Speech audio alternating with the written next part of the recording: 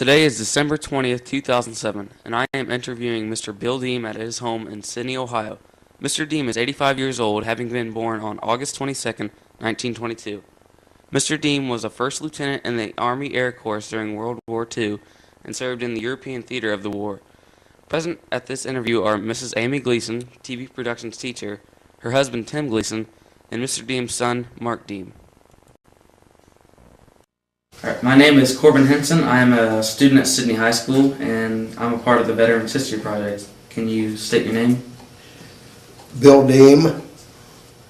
Bill Deam. And Bill is a veteran of the war, and he lives in Sidney, Ohio. First question, Bill. Were you drafted or did you enlist? I was drafted and left for the service on October 15th, 1942. Here's a picture of the draft board, and just a little bit of history. The chairman of the draft board was my father, Emerson Deam, who was also mayor for 8 years over the various times of the last, in the 1900s. And he was also a first sergeant with the 83rd Infantry Division in France in World War I. And all the draft board members were veterans of World War I.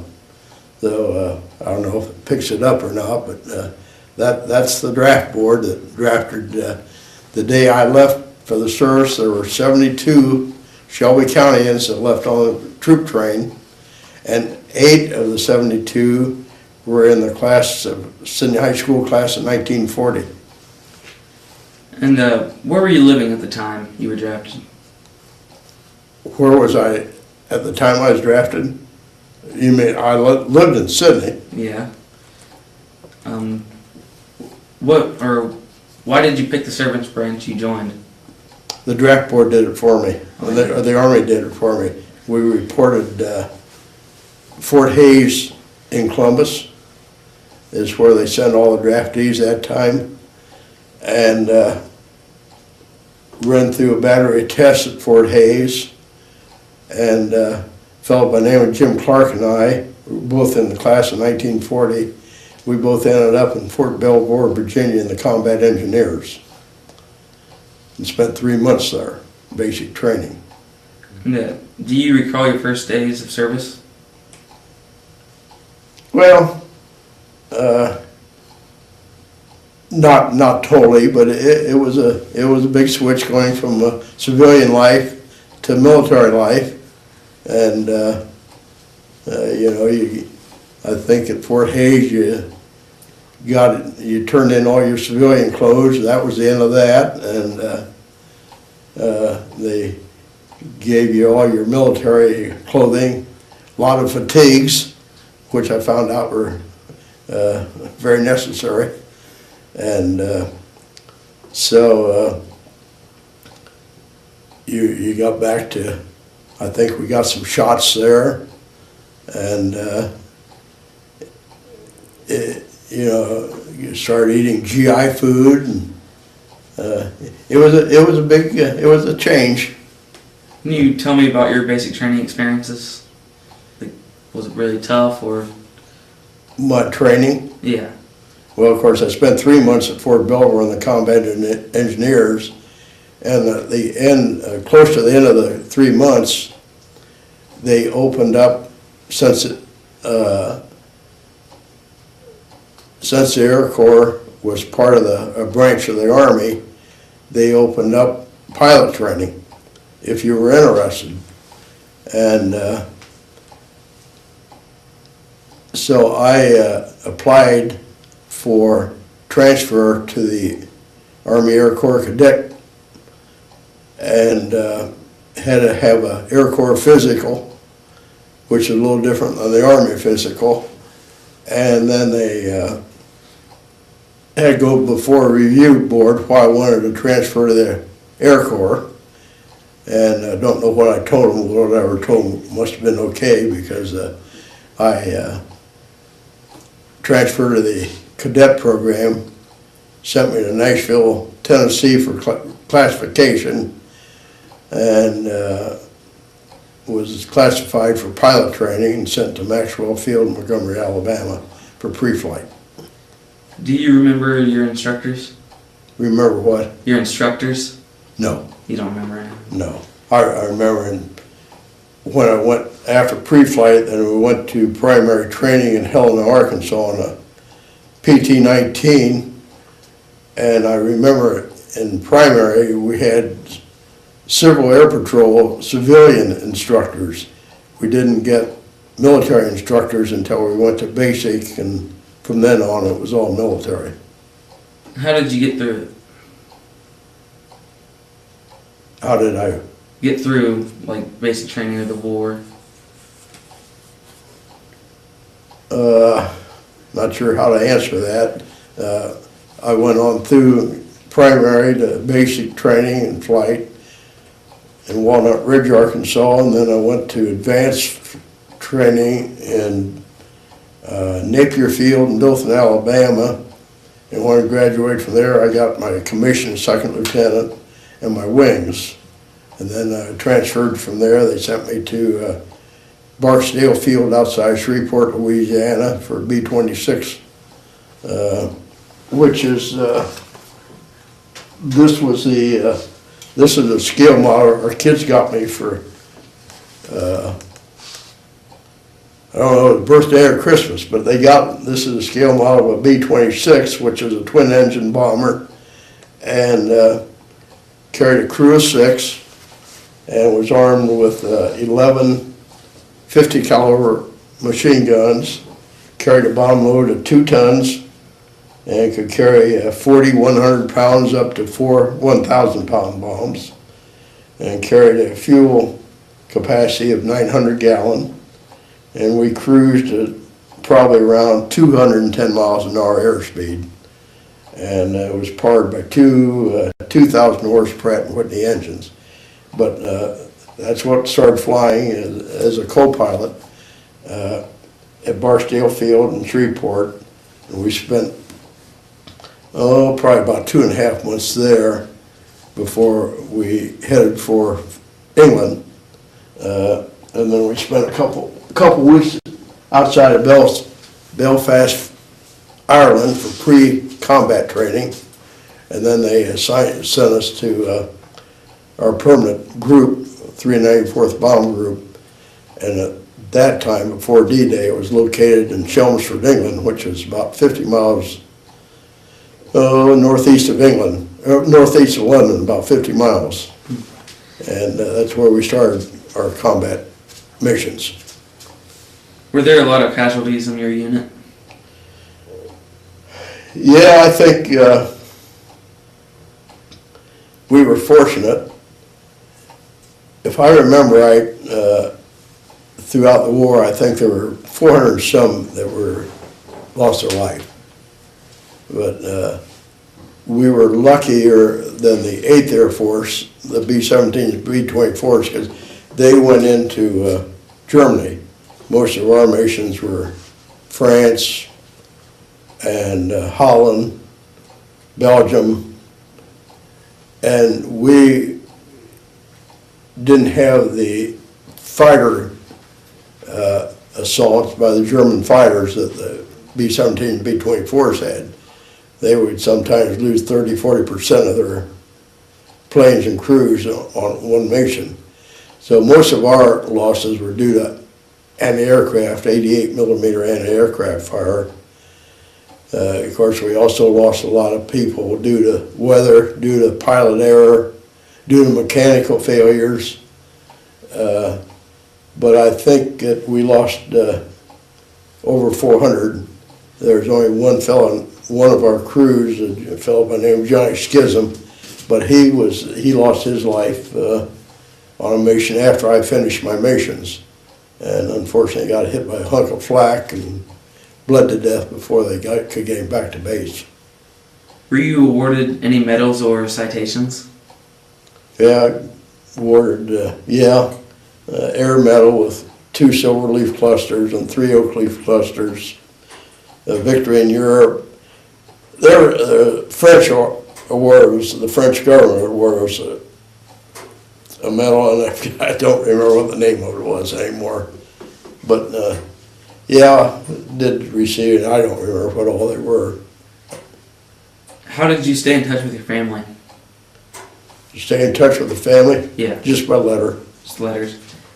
What was the food like when you were over there? Well, we, of course, again, we were fortunate. Food was, it was okay. We had powdered milk and we had powdered eggs, and I always remember the syrup for the pancakes when we had them was green. I don't know what that was made out of, but it was all right. But we always had, again, we were a lot more fortunate than the guys in the infantry and out in the field. We always got back to base where we had at least warm meals. So. Did you feel a lot of pressure or stress when you were over there? Oh, I suppose anybody in combat has a certain amount of stress and strain and stress. Kind of depending on what the mission of the day was. You pretty well knew what was coming at briefing. They had pretty accurate what was coming up, how heavy the anti-aircraft would be, and so some of the targets you had a little more concern than others, but anti-aircraft was the biggest problem. Was there something special you did for good luck? For good luck? No. I don't think so. Prayed a little bit, I suppose. How did people entertain themselves? Well, after about every 5 or 6 missions, you had a 3-day pass to go. If we were flying out of England, we'd usually go to London. If we were in France, we usually went to Paris. We played a lot of cards. I think some of the guys played, some of the guys gambled. I don't ever remember gambling, but we played a lot of hearts, as I recall. And went to the officers' club. We had the officers' club. Although I was never much of a drinker, but some of the guys were. But I suppose going on 3-day passes, we'd go into London or Paris, wherever we were. Do you recall any humorous or unusual events? Any what? Do you recall any humorous or unusual events? Well, on the 59th mission, which was to Sartlot in Germany, we had a problem and we ended up bailing out over northern France up near the Belgian border, which was something you always remember when you bail out. And we probably were maybe 10,000 feet and we were practically out of gas and we were all iced up. It was a lousy day, and so we bailed out and really didn't see the ground until we got down to about 500 feet. So we thought we were okay. We thought we were not over enemy territory nor the North Sea. In December, you didn't want to go into the drink, but so I landed in a wooded area over northern France, and there's a fellow from England, in fact, now, that comes to our annual reunions and is trying, and he's working on trying to find the location of where, well, you can't see it now, but I got a picture of what was left of the plane that the signal corps took later, of the plane that we bailed out of. And he's working on, and there's some way that they can think that they can locate the location of that B-26 that landed in northern France. Unfortunately, there's a lot of records that I wish I would have kept that I would like to have now that I never John, I'd like to have known this little village that I ended up in, which is a mile or two from where I landed in the woods. And they took us to a house. The fellow was the head of the FFI for that area, which was free French for the interior. And 3 or 4 of the other guys were already there when I got there. And of course I was soaking wet and cold, and one thing happened though, when the chute opened, my boots came off. they zipped up and they weren't on tight, but thank goodness my shoes stayed on. But I lost my boots, and so I was walking down a kind of a path, trying to decide which way I wanted to go, and some guy, and of course our conversation was great. He couldn't speak English and I couldn't speak French, and I tried to tell him I was an American. I didn't want him to confuse me with a German. And jump chute, I think I had an American flag on my sleeve. I pointed to that, and I guess he understood I was an American. Anyway, he took me to this little village, which is a mile or 2 away, and took me to this house. And they fed us and gave us something to drink and dried us out. And he contacted the military police, and they came in a couple or 3 hours and picked us up and took us back to our base, which was probably 70, 80 miles from where we ended up. But I say everybody got out and got down safe and sound, and so that was one of them days. It wouldn't be, I don't think they'd recommend you bail out on the day we bailed out, but everybody got down okay. What were some of the pranks people pulled on each other?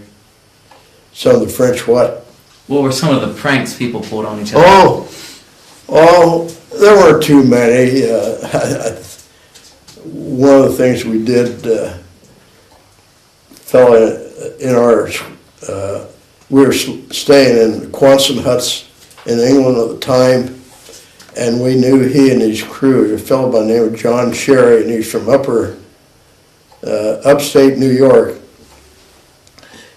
and he was either bombardier or navigator, and we knew that they had to make a forced landing in southern England for mechanical problems, I guess.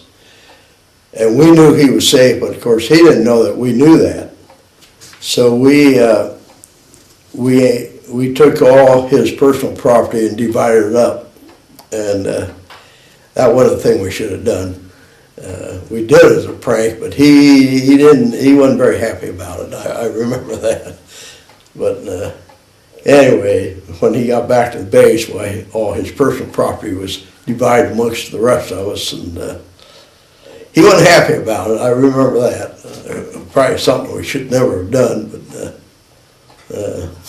but we did it. So. What did you think of your officers or fellow soldiers? Oh, I think they were all top-notch people. I don't recall having any problem. The commanding officer of the 394th Bomb Group was a West Point graduate, colonel. He was a full colonel. He was later shot down and killed over Korea later. But he made a career out of the Army Air Corps.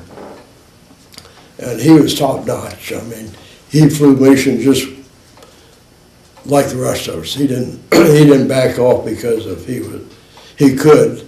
He went right out. He was a top-notch guy, and his wife, up until 3 or 4 years ago, his widow, still came to our reunions. She lived in San Diego, and she would still come to our reunions.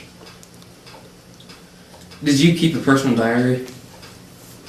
Did not. No. Do you? Something I should have. I kept a log, but I lost it. Do you recall the day your service ended? It ended? Yeah. Yeah. I was at Chinook Field over outside of Champaign, Illinois, and Of course, I had lots of points, as did most of the guys that completed their missions. And they said that I had plenty of points, that I had two choices. I could get a discharge, honorable discharge, or I could stay in. And of course, at that point in time, the war in Europe was over with, but the war in Japan was still going. And they said, but if you stay in, you probably will be sent to the South Pacific. And I don't think it took me long to decide that I would take my discharge.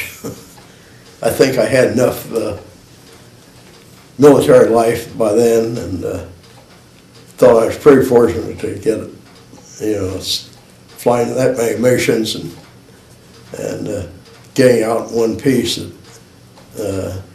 I thought civilian life looked better to me than military life. What did you do in the days and weeks afterward? Did you work or go back to school? I worked. You worked. I don't think I went to work right away. I think I kind of took it easy and then finally went to work. Did you make any close friendships while in the service? Yes. Did you continue those friendships after the war? Yes. How long? Up until they passed away. Did you join a veterans organization? Yes. Belong to the Sidney American Legion. 60-some years already. So. Have you been able to visit the World War II Memorial? Yes.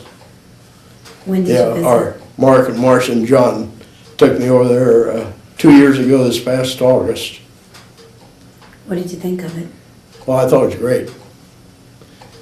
With my vision problem, I can't really see it and justify it like I probably most of them can, but yeah, I thought they did a great job. I think everybody that I've talked to from World War II thought it was very, very outstanding memorial. What did you go on to do as a career after the war? Well,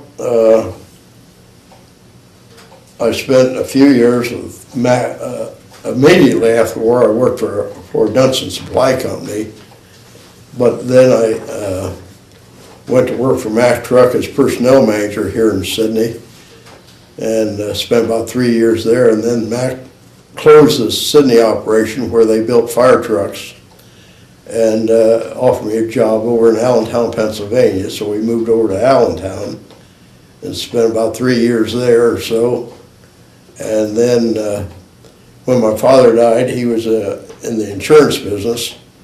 And when I was home for the funeral, the insurance company contacted me and came up and talked to me about coming back and taking over the insurance business. So I said, well, I'm going to have to think about it, because I had a nice job with Mack Truck and enjoyed it. And finally decided that maybe the better opportunity was coming back here and taking over the insurance business. So I came back. So we moved back to Sidney and spent about the next 25 or so years in the insurance business. Did your military experience influence you or influence your thinking about war or about the military in general?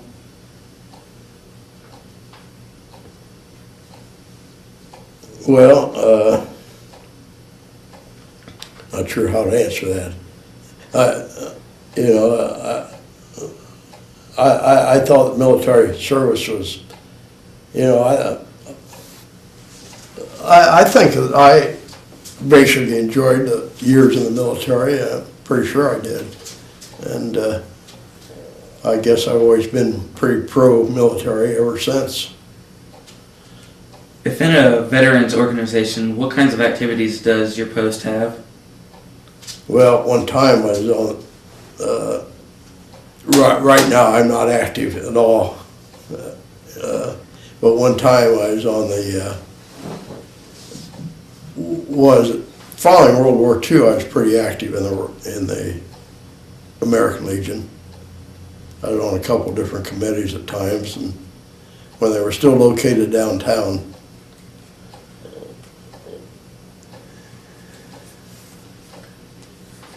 How did your service and experiences affect your life?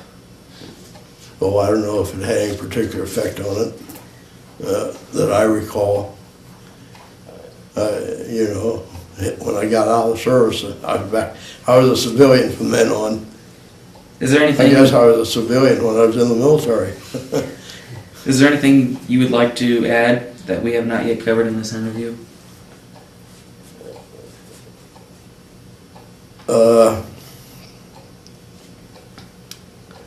Well, I think World War II probably was the last war in which the home front and the military and the politicians and the news media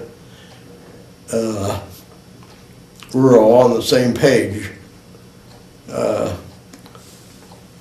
know, World War II lost over 400,000 U.S. military people lost their lives in World War II. It was spread over the world, and the ground troops. I did have an opportunity to go up to the front lines very briefly when we tore up a plane outside Luxembourg and spent a few days in Luxembourg waiting to get back to the base, and got acquainted with a major that took us up to the front lines. And I think that no question in my mind, the guys that were in the ground, and the infantry and artillery and combat engineers, had a terrible life. That was just a horrible experience compared to the Air Corps. We didn't see the things that happened on the ground like the guys in the infantry did. And so, you know, by and large, of course you got shot down, you probably lost your life, but at least we got back to, had a roof over our head. Well, we did stay in tents over in Normandy for a while, but for the most part, we had Quonset huts or something. So, but the guys out there in the field had a tough time. When did you enter the military? October 15, 1942.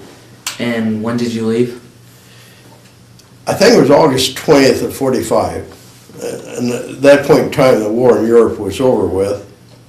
And but the war in Japan was still going on when I got out, but it ended shortly thereafter. How many missions did you fly? I actually flew 63, but I had credit for 65 because our commanding officer, bless his soul, gave us credit if we happened to fly on a lead mission at any time. We got credit for an extra half mission. And I flew on 4 lead missions, so that gave me actually 65 credits, but I actually only flew 63. And but the group as a whole flew a total of 272 missions over roughly a 15-month period, and they dropped a total of 1,888 tons of bombs. And that stirred up a lot of dust. How many people were in your unit? Well, now that fluctuated, but there were probably a total throughout the 15 months of probably around 2,500 people. But now the combat crews kept changing. You know, you finished your missions, you got rotated back to the States, and then a replacement crew would come in and replace you. So that was always a moving number. But when you count all the crews that were there, replacement crews and everybody, there's probably around 2,500 now. Of course, of that number, they weren't all combat crews. There were a lot of ground personnel, probably more ground personnel than combat crews. But I would say after a combat cruise, well, I don't know, I suppose there were 15 to 1,800 combat crews throughout, and we lost probably over 400 were killed. Now, they weren't all killed because of enemy action. If you lost an engine on takeoff with full fuel load and full bomb load and a single engine, unfortunately the B-26 wouldn't fly with that kind of load on one engine. Wouldn't gain any altitude. They'd go into the ground.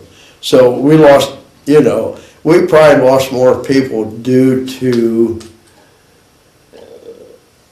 pilot error, weather, mechanical failure than we actually did from being shot down. Now, we did have some shot down, but we didn't have near the loss of life due to combat that the B-17s and the B-24s had in the 8th Air Force, because they got hit by enemy fighters continually, and we seldom would get jumped by enemy fighters. Most of ours was combat. But you catch a direct hit, and in fact there's a picture of one in one of the books I have about the 394th Bomb Group. And the 394th Bomb Group is part of the 9th Air Force. B-17s and B-24s was part of the 8th Air Force, both U.S. Air Forces. So over in England before D-Day, they had the 8th and 9th U.S. Air Force, you had the RAF, and then you also had the RCAF, Royal Canadian Air Force. And the U.S. Air Forces bombed by day, the RAF and RCAF bombed by night. And but the 8th Air Force is the one that really took a pounding by enemy fighters. And I say some missions, they would lose 30 and 40% of their planes. Were you involved in the D-Day invasion? Yes. You were? Yeah, our group flew 2 missions on D-Day. One of them was to a German concentration area. I think they were bringing some German reinforcements in, and I forget the little village that was bombed, but and then the afternoon mission was to a large shore artillery, German artillery piece, and both missions ended up being excellent results. We ran anywhere from poor to excellent, depending on they'd always have a plane was taking pictures of the results. And so, but D-Day, of course, one thing about, Mike mentioned here, these stripes on here, they were known as D-Day, but they call them D-Day or invasion stripes. And every plane involved in D-Day, the eve of D-Day, these stripes were put on these planes. And the reason they were put on there was that there were a lot of U.S. and RAF planes scattered over Europe, a lot of them, hundreds of them, every model. And they were pretty sure that the Germans probably were able to put some planes together from the wrecks of the planes scattered over. So they wanted to make sure that any plane that did not have stripes on, they were sure would be being flown by German pilots, even though they're U.S. planes. So if you were the Normandy invasion area and did not have those white stripes on, you were going to get shot down. No questions asked. So the reason they put those on there is to make sure that they were U.S. planes and not German U.S. planes being flown by German pilots. And so those are put on, those stripes are put on. So any plane that was over there without stripes, even though it was a Royal Air Force or U.S. Air Force plane, they were going to get shot down. Is there anyone else in this room that has a question? Nobody? Were there any other battles that you fought in? Well, Battle of the Bulge. Of course, Battle of the Bulge, for a period of about 10 days, we never got off the ground because of weather. And this created quite a obstacle for the ground forces when they couldn't get any air support.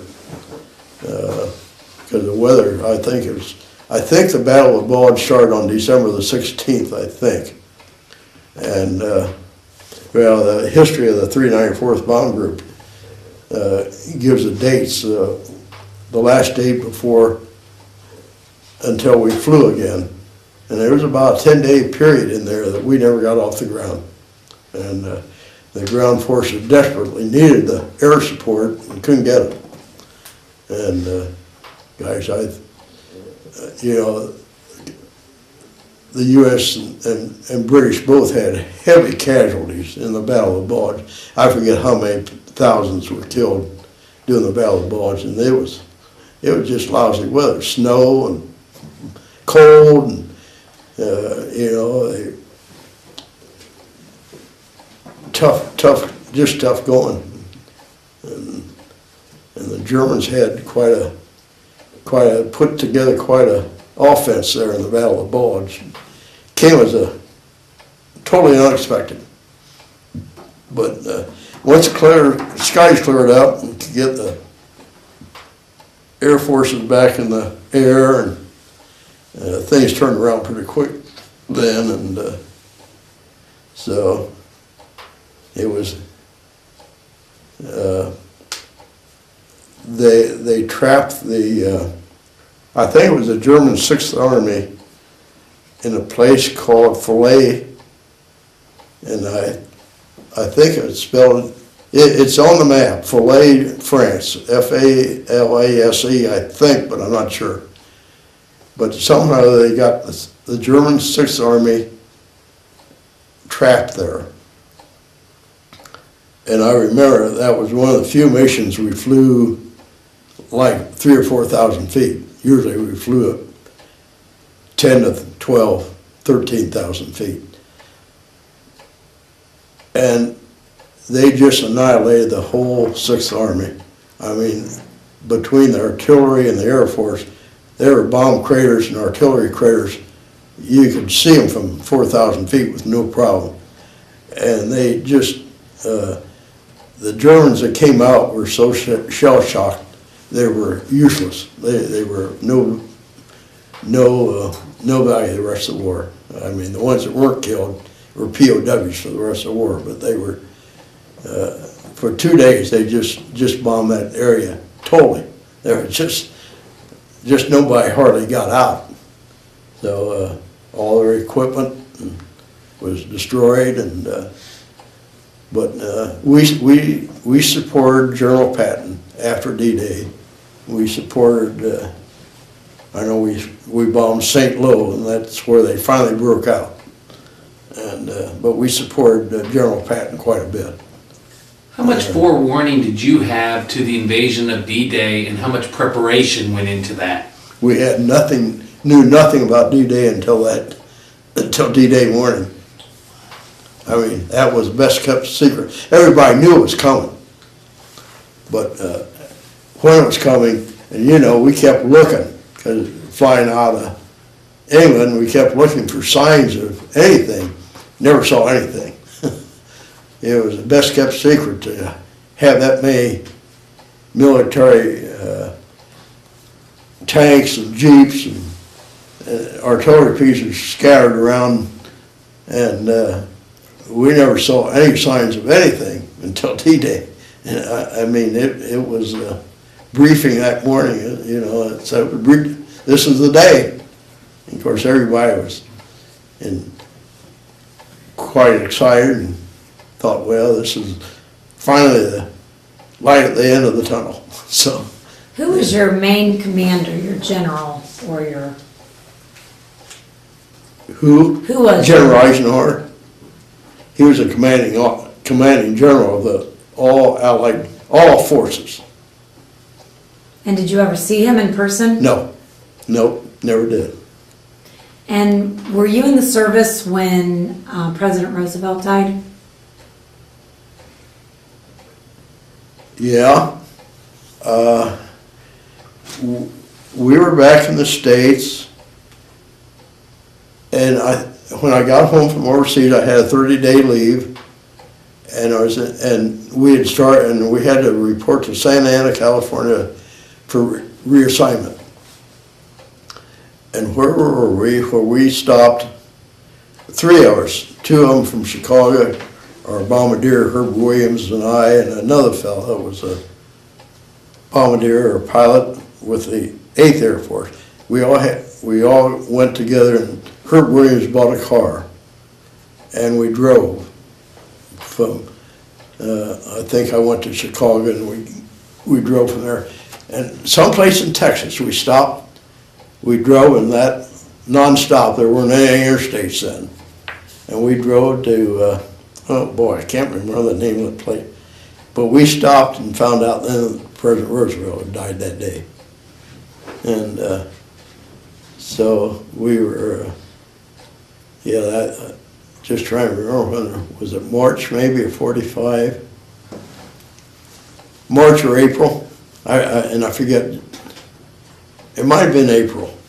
I just don't remember, but I know we were on our way to Santa Ana, California for reassignment. And they sent me reassignment to go to Dodge City, Kansas for B-26 instructor school. And I only got there about 2 weeks, and the war in Europe ended. And so did the B-26 instructor school. So then they sent me to Chanute Field and spent the rest of my days at Chanute Field. And where I finally got out. Did you ever visit overseas after the war? Yes.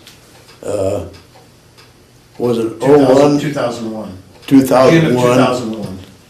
Mark and his wife, Joyce, and John and I, our 394th Bomb Group, put together a kind of a reunion to go back to visit the places that we had been in during the war. We visited Chelmsford and the field there, outside Chelmsford, and then we went over to Normandy, and we visited a place.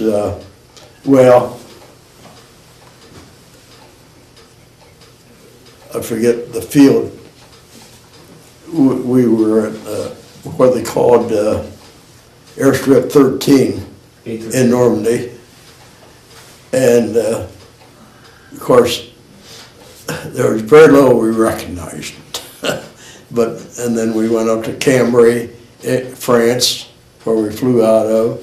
And then that's where I finished my missions and came back to the States. But the group then after that went on up to Venlo, Holland. And we visited Venlo. So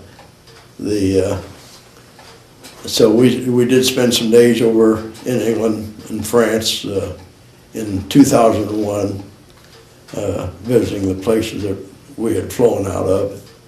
And as I recall, it was in, wasn't it August when we were over there? June. June? Okay, but it was hot. Boy, it was hot.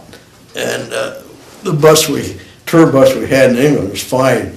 We got over to France and it wasn't so fine. It didn't have air conditioning and it was hot over there. And the facilities, I tell you, people don't know how lucky they are to live in the U.S. So is there anything else you want to add about the war that we didn't cover? No. Memories or experiences? I think, I can't think of anything right off the top of my head. I think pretty well covered everything. I ran into about, when we were on our way overseas, we went by way of the southern route. And we went down through Puerto Rico. We left out Homestead Field, Florida. That's where we left with a brand new B-26. And then went down through South America and jumped off to the Ascension Islands, which is about halfway across from to Africa.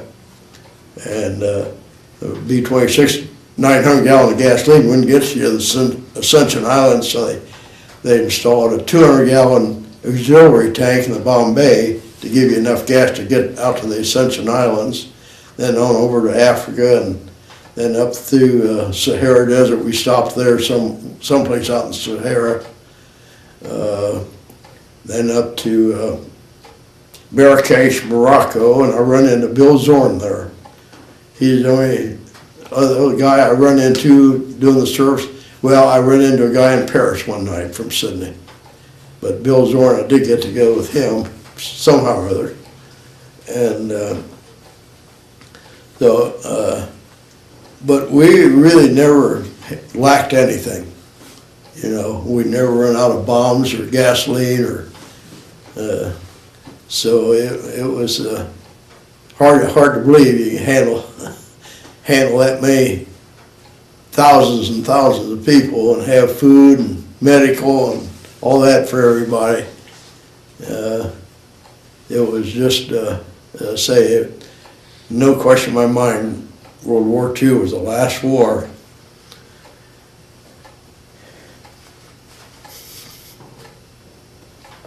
That everybody was on the same page. Unfortunately, it's not the way it is today. I know politicians and news media, they leave a lot to be desired.